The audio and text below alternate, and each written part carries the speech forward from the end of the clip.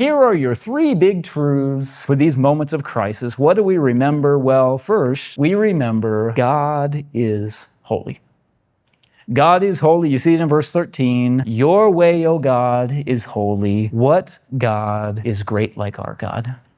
When Asaph is tempted to question, when he doesn't understand the trials, when he doesn't understand what's going on, he needs to remind himself Yahweh is distinct. Yahweh is perfect. He is without blemish. That was true in the Exodus, and it is true for me today. It jumps forward to Asaph's day, and Asaph can start with the bedrock.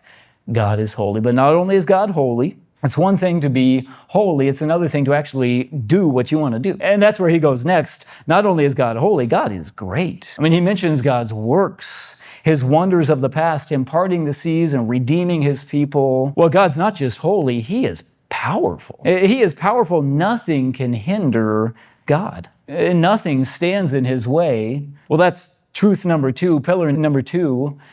Well, there's one more that must be established. Okay, God is holy, God is great.